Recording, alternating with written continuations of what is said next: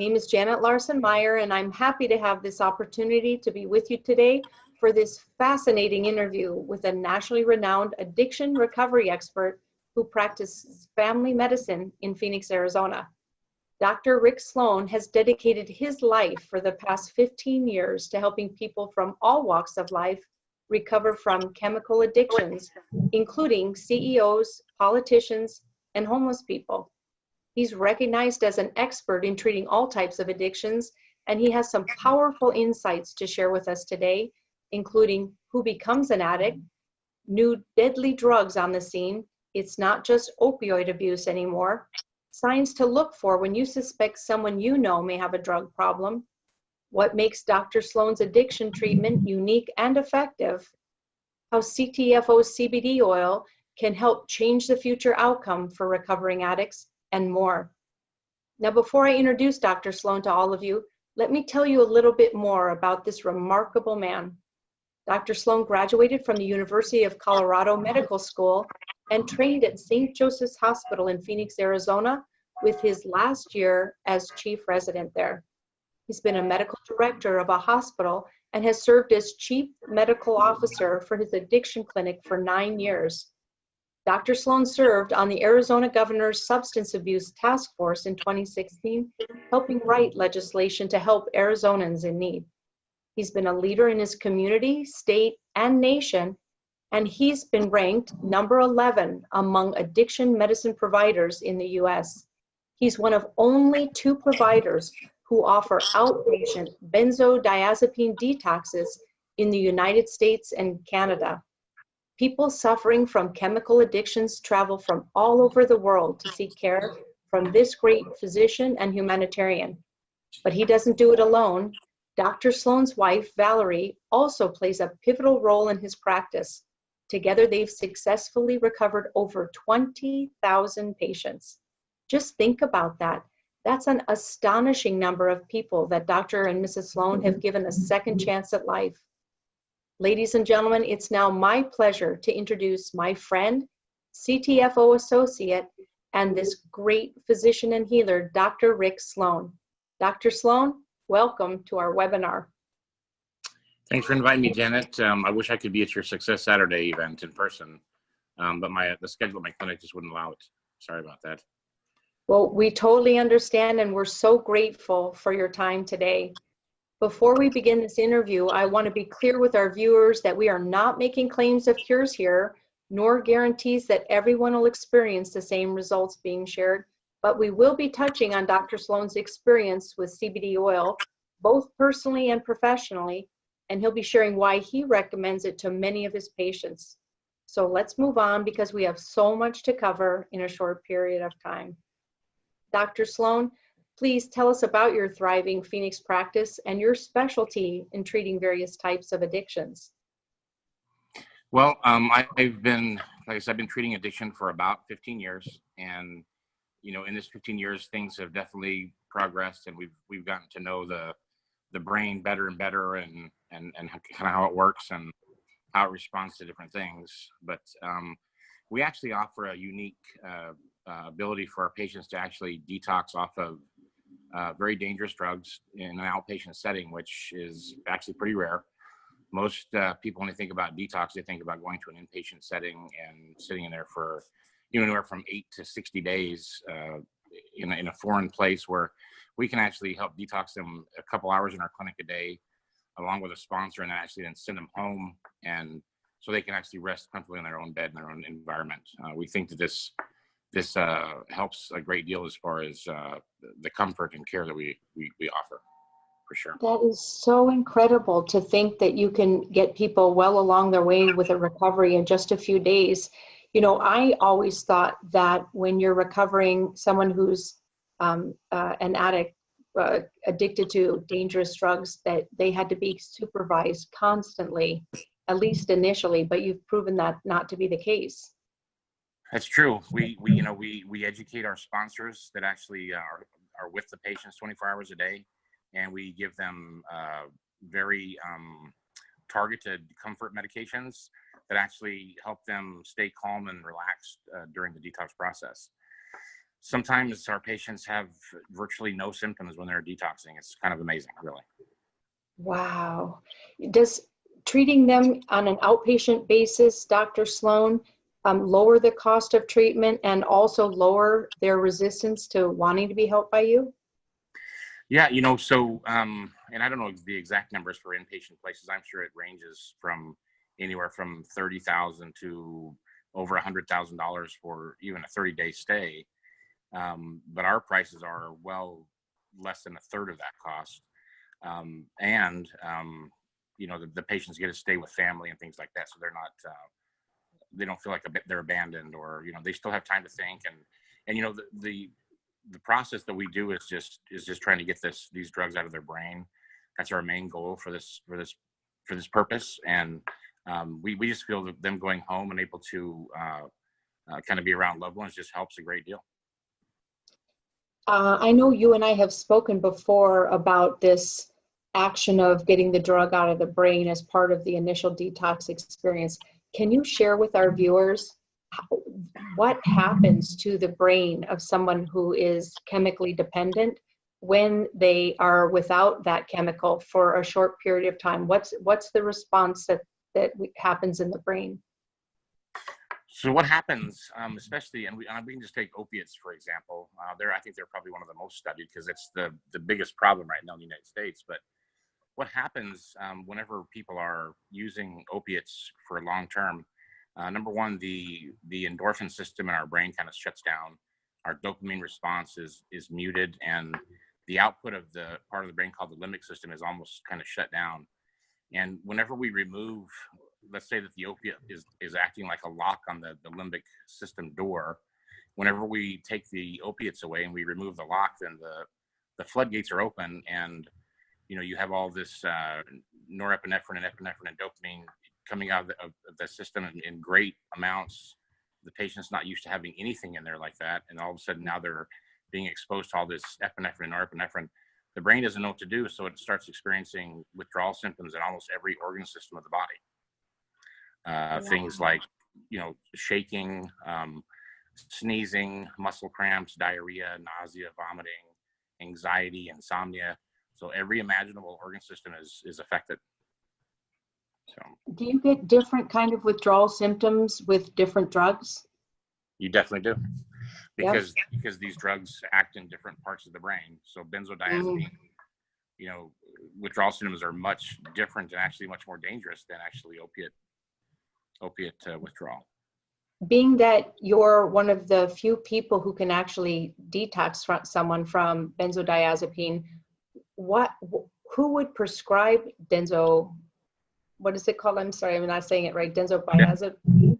Benzodiazepines. And Yeah. these are drugs like Xanax and lorazepam, Ativan, Valium, diazepam. Those are the more common names for them. Basically they're prescribed for a whole plethora of problems. They were originally used for seizure medications, and they found out that when people took these, they actually felt very calm. So they really prescribed for like insomnia, and they're also prescribed for anxiety a lot of times. So they're actually prescribed by a lot of different physicians. Wow. So, Certainly I and everybody who's watching this have heard so much about the opioid epidemic and the tragic deaths that are associated to that substance. But lately it seems, doctor, like I've heard about a lot of other deadly drugs. So what are the most common and the most dangerous drugs that you treat patients for today? well, in the opiate family, fentanyl is definitely the top drug that we have a problem with. And if you think in terms of strength, everybody knows kind of what morphine is. Morphine and heroin are virtually almost the same kind of strength. Morphine might be a little bit stronger as far as analgesic properties to heroin. So they're kind of close to about a 1-to-1 ratio. Well, fentanyl is about 5,000 times stronger than morphine or heroin. And then there's a sister drug to fentanyl called carfentanil, and that is being manufactured mainly in, I believe, China and Mexico, and it's 10 times stronger than fentanyl. So it's 50,000 times stronger than morphine or heroin. Carfentanil is so dangerous that if you've ever seen on TV where police are actually now kind of gowning up and gloving up when they look at drugs, because even getting this drug on their skin could create problems for even the police officers. Oh, So that is just incredible. it's Incredible. So How many, I'm sorry, how many patients do you treat on an average in a day? Between 20 and 30 typically, and we typically do in our clinic between, I mean, it varies, but I'm probably on the average 3 to 5 detoxes per month in our clinic. Wow, that is amazing. I understand that drug abuse affects all demographics, but does it affect some more than others? There's been some studies that show, believe it or not, that male gender has a little bit higher risk. People with aggression or anger disorders, people with social phobia disorders. Mm-hmm. But really, if you really think about it, these drugs really affect every demographic in any situation. It doesn't matter if you're the richest person in the United States or the poorest person, it can affect you. And it's just because of the way how our brain responds to these specific psychoactive drugs. How do people usually wind up getting addicted to a drug, Dr. Sloan? Well, I mean, continued use when it's not needed, number one, is what happens. But the way people get kind of trapped into the situation, and so I think for the lesser part of my patient population, it's more recreation, more kind of experimentation. And this is, more generally in the younger population, in even down as low as 11 and 12 years old, people are starting to start using heroin, and and it just kind of grows from there. But I've seen adults use it as well. So I'd probably say 30-40% of my patients are from that demographic. The other, what I'm seeing trending now is, 50-60% of my patients are, patients that have chronic pain issues and that have been, given opiates for years and years and years when they're not really working, and they keep giving them more and more strength, higher strength. And then, as time goes, the laws kind of change and the DEA starts coming down on some of these pain doctors. And then all of a sudden they're not prescribing them these pain medications anymore. And their primary care doctors aren't prescribing them. So they're really forced to go to the street. And unfortunately, the cheapest opiate on the street is heroin. And now, unfortunately, a lot of the heroin is being disguised as fentanyl. So the fentanyl is actually, people think they're getting heroin, they're actually getting fentanyl or heroin that's laced with fentanyl. That's just incredible. What types of behavior can we look for in someone to know whether they have a problem with a illicit drug?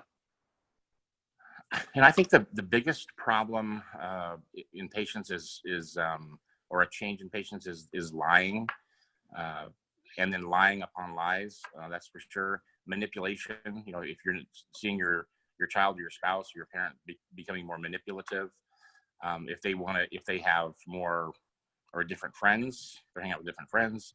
If they want more alone time, if they want to go out more, those kind of things. Also aggression, verbal, aggression for sure. Those kind of things are definitely ways of looking. But I can tell you, I've detoxed a lot of 18-year-olds off of heroin, and who have started when they were 12 and 13 years old. And a lot of times their parents, and they're very good parents, they say, they really didn't know there was any kind of a problem until they were, 17, 18 years old, or when the patient actually told their parents there was a problem. So, they can hide these, people hide this very well. I mean, there's a lot more, opiate dependent people than people even really realize, for sure. Last year, if we kind of segue into how you actually started working with CBD, you had some intense neck and knee pain that you were desiring some relief from. So somebody introduced you to Ctfo-Cbd, and that was kind of the catalyst into exploring and actually personally using CBD before you introduced it into your practice. Am I right? That's correct. Yes. So tell us a little bit about, let's start at the beginning with your neck and knee pain and how and what you experienced using CBD. Well, I've always had chronic neck pain. Well, since I was younger because I broke my neck when I was in the service, and it never really got fixed correctly. I was always an athlete and found that I couldn't do what I wanted to do when I was younger just because of the neck pain. But I was an avid runner for a long time, and that kind of messed up my knee as well. But over the years, it just keeps getting worse and worse and worse. And I never wanted to go on to opiate pain medications because I know what happens doing that. So, when actually my wife's friend, Lori Nelson, said, "Hey, you should try this." I know Janet very well, and she's kind of introduced me to this, and I've studied CBD and marijuana and every other aspect of more naturopathic type things. Mm-hmm. But, so I said, I'm going to try it. And I think I tried the 750 milligram dropper first, and it did give me some relief. I finally went to the 1500 milligram, and I started doing it twice a day. And, I was astonished not only at how better my knee was getting and my neck, but I was also astonished at how much less anxiety I had during the day and how much better I was sleeping at night. So it was kind of a twofold thing for me. It really helped my pain, but it also helped my daily anxiety and stress and just feeling comfortable with myself, so it's really has made a difference in my life for sure. Yeah, I share that with you, Dr. Sloan. I was turned on to CBD to deal with pain and inflammation from some motorcycle accidents, and then I accidentally discovered the benefits of additional focus and putting to bed my addiction to sugar and sleeping well at night when I've had problems with sleep even when I was a child. So all those things surprised me. I wasn't signing up for that, but I'm sure glad to get those additional benefits. So you start using CBD, you get these benefits. At what point do you decide that you're going to start introducing it to your patients in your clinic? Well, because I have a unique situation and I do drug screens, one thing I wanted to do first, and that was I did a drug screen on myself to make sure that I didn't have any THC, because I don't really. I mean, I'm a biochemist as well, and I understand that something that has less than 0.3% THC in it is what that is, but I don't know how it was going to register on a drug screen in real life. So I wanted to make sure. So I actually did a drug screen on myself, and I sent it to a lab where they did liquid chromatography, which is this type of drug screen would actually hold up in court. And my drug screen was negative, and I had been taking the CBD oil for about 2 months. So number one, I was very happy because I didn't want to give something to my patients that all of a sudden, okay, now all my patients are starting to show up with THC in their urine, and I'm trying to get them off of drugs, and I'm, so that was one thing I did. But then after I did that, I started giving it to my pain patients first off, because that's why I did it. And a lot of the pain patients, because that's why they were doing opiates in the first place. But a lot of them relieved a lot of their pain, and a lot of them are definitely still taking it today, for sure.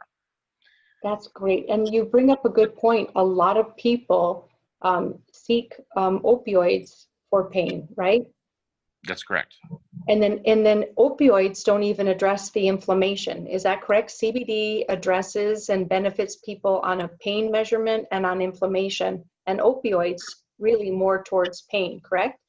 Yeah, so opiates really kind of mask pain. They don't really help fix the pain, where CBD does. CBD gets rid of the inflammation and it helps it in that direction. And that's, over time, whenever we have arthritis and whenever our bones are getting older, that's what happens. We get this arthritis. We get this natural inflammatory process in our joints that hurt. It hits the nerve receptors and it makes us feel pain. And so CBD helps reduce that, which is really good. Tell us, we talked a little bit about some of the symptoms that someone goes through when you're taking them through a withdrawal, a recovery experience.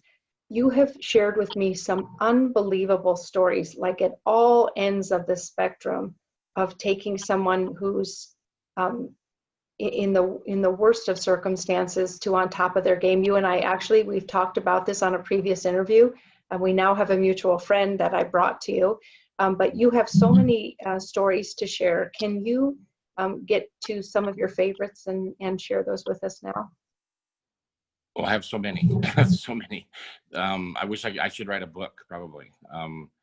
But there was we can talk about our mutual friend. I mean, so she had a problem with opiates because of an accident, just like a lot of people do, and not really even realizing that she was even dependent on medication at all until she tried to stop. Then all of a sudden she started having these really crazy, weird flu-like symptoms that became like 10 times worse than the flu. So then she finally realized that, hey, I think I'm having a problem with these medications. And so, during her detox, she was definitely taking CBD oil, and it was definitely relieving a lot of the pain. A lot of opiate withdrawal can come out as pain. This is kind of what my belief is. I believe that, the withdrawal kind of hits almost every single organ system in our body. And, we have an endocannabinoid system in our body that hits almost every organ system as well. And we've been depleted from CBD for such a long time that when we reintroduce it, it actually makes things just work better. So I really believe that during these times where people are actually going through withdrawal symptoms, CBD actually goes into every single organ system and actually helps it a little bit better. So a lot of these symptoms are just mitigated just by that alone. I mean, we do have a lot of comfort meds that we give to patients that actually help, turn the limbic system down a little bit. But CBD just kind of helps round everything off and makes them feel just better. It just makes them feel a little bit better about themselves. Kind of how whenever you and I started using it, I got more for my money than I imagined, because not only did it help my pain, but it helped my anxiety. Even with benzodiazepine withdrawal, that's the biggest problem, is the anxiety and the insomnia. Well, my first line of therapy for them is CBD, because it really, really helps the anxiety. It helps that endocannabinoid receptor in the brain that actually is helping people, control their GABA receptors a little bit better. So You've actually even helped a pregnant woman. I know probably lots of them, but I remember you sharing one story of a pregnant woman that you've helped recover, right? We have helped a lot of pregnant women actually in our clinic. I'm the only person I know of in the whole United States has ever, in an outpatient setting, detoxed a pregnant woman off of benzodiazepines. And, her baby is 2 years old now and perfectly fine. In fact, I just talked to her husband just like 3 days ago, and she's still doing well. She used CBD throughout the entire process. So, her benzodiazepine withdrawal, we have a benzodiazepine withdrawal scale, and it goes up to 76. And, usually we like to have people down under 10 before we kind of release them back home. And with a negative drug screen, after the third day she was there, her benzodiazepine withdrawal scale was like at a 3. And that was because in my mind, because she was using CBD along with the other comfort meds we were giving, plus the medication that was targeted to actually help get the benzodiazepines out of her brain. And then I remember the story about that young lady who I think collapsed with an anxiety attack in your clinic, right? And that you had your own personal 1,500 milligram CBD oil handy. Am I right? Am I remembering that right? Well, she wasn't a patient. She was my daughter, and she had a really bad anxiety attack in my house. And I gave her a 50 milligram tincture, just one tincture, and her panic attack was gone in probably about 3 minutes. In fact, it went away so fast that my wife and I were actually thinking she was just kidding. But she actually said it really was the CBD, and she still takes CBD to this day too. And it's helping her sleep, it's helping her anxiety, and just overall well-being feeling. It's so yeah, that's really close to my heart. The one of my daughter, so for sure. But yeah, I remember you sharing that one with me, that it was really an extreme attack. And is there something about us as we get older that anxiety becomes more of an issue for more people? Well, I think as we age, I think our brain changes.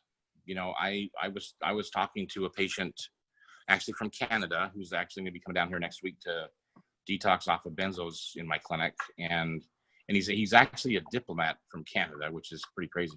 He was a diplomat in Thailand for a long time, but anyway, he's coming down, and he told me that when he was in Thailand younger, he used to take a medication called clonazepam, which is a benzodiazepine, and he said he was on it for about 6 or 7 months, and then when he came home, he got off it and he had no problem. And lately he's been having a little bit more stress in his life. He's now in his 50s versus back then when he was in his 30s. And he said he's been on the clonazepam for about 3 months. And all of a sudden, when he stops taking it, he has these horrid withdrawal symptoms. And he asked me why is that happening? I said, well, because your brain changed, you know, and the responsiveness of your brain to that drug is different now than it used to be. Mm-hmm. So that's the issue, you know, and it's, you know, some people can take benzodiazepines or opiates and get off of them and not have a problem. And some people take them and they just can't. And it's because of the response that their brain has to those drugs. So in your practice, you do conventional prescription medication, and you use CBD as an adjunct to that. That's correct. Is it for most of your patients that you find that that's appropriate, or some of them? What does that look like? We try to use it on all of them. And for the most part, we get positive results. You know, it's hard to say. I mean, because it's, you know, if I use it on somebody and they have a good detox, is it because of the CBD? I mean, what if I wouldn't have used it? Maybe that, you know, I don't, it's hard. It's hard question to answer, but I think it's worth it because of what it did for me. And that's why, you know, I'm a believer in it. So you know, it just seems to me that since I've been using CBD, our detoxes have just been a little bit more mellow. And I do think it definitely helps. Have you talked to other doctors about CBD and gotten their take on it, Dr. Sloan? Yeah, I mean, there's, you know, I think that we need more education. I think, you know, not all doctors are on board with this, and I think that over time they're going to be. A lot of addiction doctors are definitely on board with it, because I think it's just our job to understand how the brain's affected by different things. So yeah, I talk to doctors all the time about CBD, and some don't believe in it, and some give it a chance, and some believe in it. So but I think over time, more and more physicians are going to be accepting of this drug. I mean, it really is a drug. And you know, I always ask my wife, you know, why do we have an endocannabinoid receptor, or why do we have this system in our body if we don't have CBD to put on it? You know, it's something that we need. Mm-hmm. That's a great point. That's a great point. We used to have it in our system hundreds of years ago, but then it became restricted and it was completely out of the country. And now we're reintroducing it. And I think it's just something that we just actually need. It should be like, it's like almost to me like it's an essential part of our diet. You know, it really is. It's just, that's just the way I think. This is no modern day breakthrough. This has been we've had it for thousands of years. Actually, people have used CBD, right? And we used it here in the United States a few hundred years ago. Am I correct? Yeah, I think that it wasn't. I think when it first became criminalized was like in 1900. I mean, you know, so it was definitely used. You know, a lot of the. I collect one of my collection. I'm a collector. One of my collections is collecting old medicine bottles, and I have a really old. I can show it to you. It's right here. It's that thing. Can you see that? Yeah. Okay. Yeah. So anyway, it's an old medicine cabinet from the 1800s, and wow. But there's a lot of bottles in there that are just straight up marijuana. I mean, they're just bottles of marijuana. So we've definitely used it in the past. We know there was a benefit from it. I think it was a political problem why it became illegal in the first place. But hopefully, you know, with good science and people with open minds, I think it's going to be I think it's going to be one of the biggest breakthroughs in medicine in this century. I really do. Right. That's very exciting. You mentioned CBD as a drug, and the FDA really doesn't have any regulatory power over CBD. Explain the reference to drugs for us, if you could. Well, I mean, it does, you know, a drug to me is anything that we put in the body that has a mechanism, especially in the central nervous system. So, and maybe it shouldn't be classified as a drug, but it's a, I think it's just a fine line of the definition. It's whether you say tomato or tomato, it's just it does something to us. It really is, it's an active ingredient that we use that actually changes a physiological function. To me, that's a drug. So we have a lot of, you know, herbs and things that do the same thing. Are those drugs? In reality, yeah, they really are. I mean, they are a drug in the way I think of drugs. Okay. There's a physiological response from taking them. So there's, caffeine is a drug. It is. Okay, I get it. Thanks for that clarification. Yeah. Should we as associates here at C.T.F.O, when we see somebody that has a drug problem, and I have to tell you, since I've met you, maybe my awareness has been heightened, but I do know people now that I didn't know before have a real issue. Should we as associates approach people with the idea that a bottle of 1500 10X Pure is going to turn their whole picture around? Or is the responsible thing to do to encourage that person to get help and to use this as an add-on to their protocol with the support of their doctor? What are your thoughts on being responsible and serving the best interests of the people we meet with a problem? Yeah, I think that if there's a problem, if somebody's having a substance abuse problem and it's affecting their life, then I think that number one, it's really, really hard to come off that by yourself. It just really is. You just need somebody that is a professional that can actually help you do it. And, one thing in my clinic that I always try to do with my patients is I try to make them feel comfortable. I try to get them to understand that they can trust me and that I trust them. And I think when we get there, then I think that's kind of why our clinic is so successful. People feel very comfortable in there. But trying to get somebody off of a drug that is not, that they don't know what they're doing, it can be very dangerous. And there's not one silver bullet out there that's just going to cure everything. But this definitely helps. It's definitely a helper. I use a lot of drugs,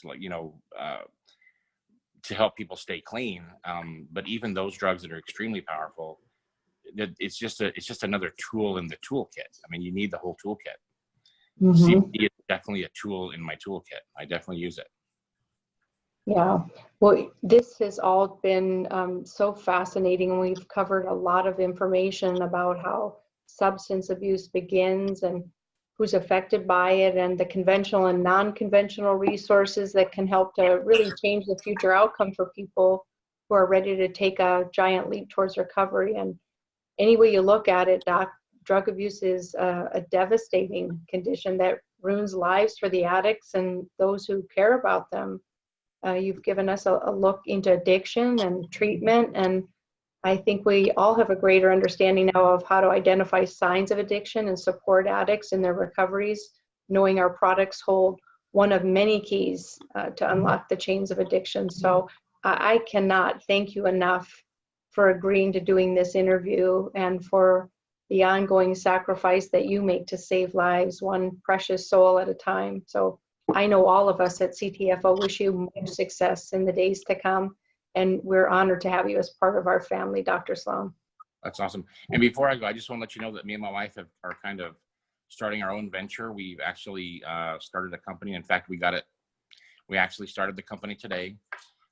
It's called AMF. It's Always Moving Forward Medical. So AMF Medical. And we just are really going to try to be stellar people in our community, and we really want to help people get off drugs. Oh, that's outstanding, and we'll support you. And we thank you so much for all you do and all you contribute to the community, and my love to Valerie. All right, very good. Thank you very much for having me. Thanks so much. All right. Good night for now. Good night. Bye-bye.